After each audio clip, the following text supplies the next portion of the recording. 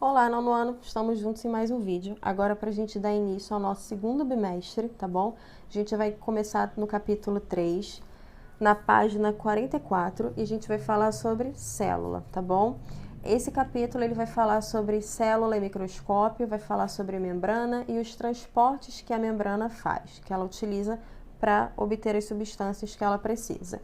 Então, eu vou estar dividindo esse capítulo em alguns vídeos para não ficar um vídeo muito extenso e acaba ficando cansativo para vocês também, tá bom? A gente hoje vai falar sobre célula e microscópio. Vamos lá.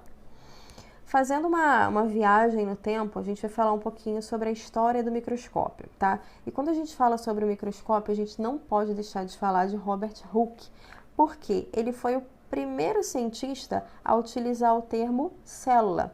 A gente vai entender o seguinte, lá na época dele, né, era um microscópio, digamos que primitivo. Esse microscópio contava com um jogo de lentes e ele contava também com a luz, mas a luz não era igual a gente tem no microscópio hoje, era a luz de vela, tá?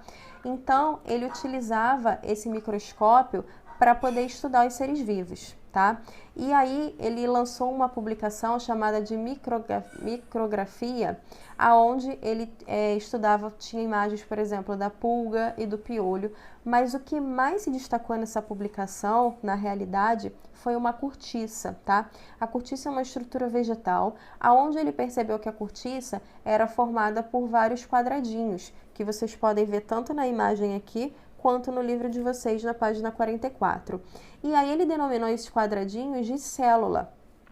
Só que na realidade o que ele viu não é a célula. Na realidade ele viu um espaço aonde a célula estava, porque a célula já estava morta. Então não tinham as estruturas aí, mas foi uma grande descoberta, ok? E aí passou-se o tempo, 150 anos depois, tá? Dois pesquisadores estabeleceram a teoria celular, que a gente já conhece, que é aquela teoria que diz o quê? Que todo ser vivo é formado de células. Para ser considerado um ser vivo, precisa ter célula, tá? Então, a célula é a unidade básica da vida. E a gente agora vai falar um pouquinho sobre os tipos de célula. Isso aqui nós estudamos ano passado, vamos ver quem lembra. Nós estudamos ano passado que existem dois tipos de célula, as procariontes e as eucariontes. Também pode ser chamada de procariótica ou eucariótica, como preferir. Quando a gente fala de célula procariótica, nós estamos falando de células mais primitivas, elas são mais simples. Significa que elas não apresentam um núcleo organizado. Se elas não têm um núcleo organizado, o material genético dela vai ficar solto no citoplasma, né? Ele não tem ali um núcleo para poder estar separando. Então, se você olhar na imagem procarionte e eucarionte, olha que a procarionte é muito mais simples, tá? Então, a procarionte não tem o núcleo e não tem essa membrana nuclear que a gente chama de carioteca. Quando a gente fala da eucarionte, dá uma olhada na imagem. Só de olhar, a gente já repara que ela é muito mais complexa e ela tem um monte de estrutura dentro que a gente chama de organelas. Ela tem muita quantidade de organelas, tá? E pelo fato delas serem mais complexas, elas apresentam um núcleo organizado.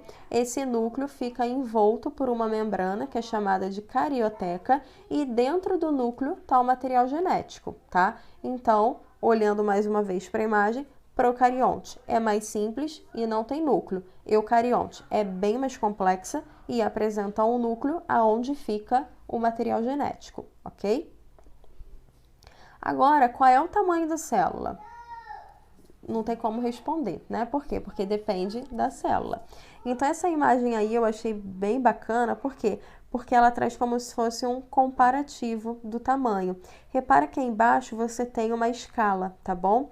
Aonde a primeira unidade que você tem de tamanho é essa daqui, ó, é o nm. O nm a gente chama de nanômetro, ou seja, o milímetro da régua não é pequenininho? Imagina você pegar 1/1000º de milímetro. É essa escala aqui, ó, que ele tá te dando até aqui, tá bom? Para você pegar a escala de tamanho aqui, por exemplo, de um átomo, de um lipídio, de um vírus. Agora, esse outro aqui, ó, essa outra unidade aqui que vocês estão vendo, já seria o micrômetro, tá vendo? Já é um pouquinho maior, mas ainda aqui é tudo microscópico, tá? O micrômetro é como se fosse 1/1000 de milímetro, então também é tudo muito pequenininho. Você precisa de um microscópio para poder ver. Aí aqui a gente já conhece, né, que é o milímetro e o metro. Então as células, elas são microscópicas, tanto que elas têm uma unidade diferenciada para elas, tá bom? E aí, a nível de curiosidade, existe célula macroscópica? Sim, a gema do ovo da galinha, por exemplo, ela é uma célula macroscópica, você não precisa de microscópio para ver, mas de uma forma geral, as células são microscópicas, tá bom? E a gente agora vai falar sobre os microscópios.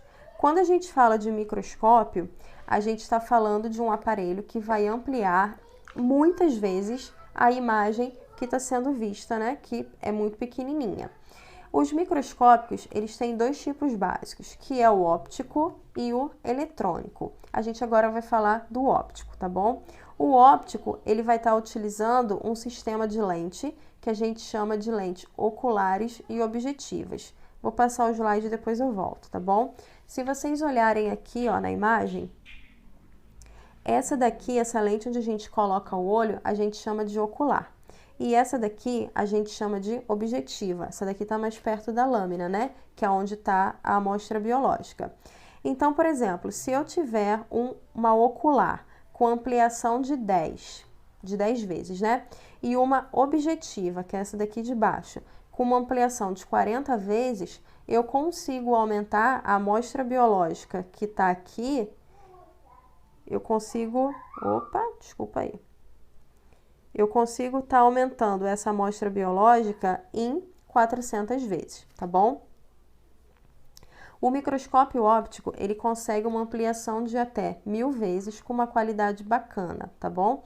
E ele é muito utilizado nos laboratórios para estar observando estruturas pequenininhas, né, de células ou amostras biológicas que a gente não consegue ver a olho nu. E aí eu coloquei aqui para vocês verem duas imagens de lâmina no microscópio óptico. Essa daí de cima, verdinha, é uma célula vegetal e essa de baixo são as hemácias. Então, repara que você tem uma qualidade boa, tá? Agora, quando a gente fala de microscópio eletrônico, a gente está falando de quê? Como é que funciona o microscópio eletrônico? Na realidade, ele não vai estar trabalhando com um jogo de lente, como é o caso do óptico. O que vai estar passando pelo material é um feixe de elétrons. Então, não é possível a gente ver um material vivo com esse microscópio. No microscópio eletrônico, o material ele vai ter que passar por um trabalho, tá? Você vai ter que desidratar essa amostra, vai ter que fixar, vai ter que estar incluindo resinas que vão estar permitindo esses cortes que são muito fininhos, através de navalhas de vidro, tá? Que é um instrumentozinho conhecido como ultramicrótomo, desculpa, quase que não sai.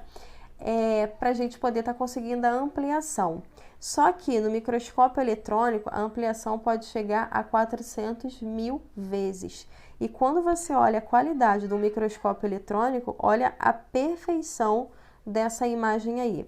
Essa foto do lado esquerdo, nós temos grãos de pólen, essa do lado esquerdo. Deixa eu tentar pegar o pincel, porque às vezes ele engasga.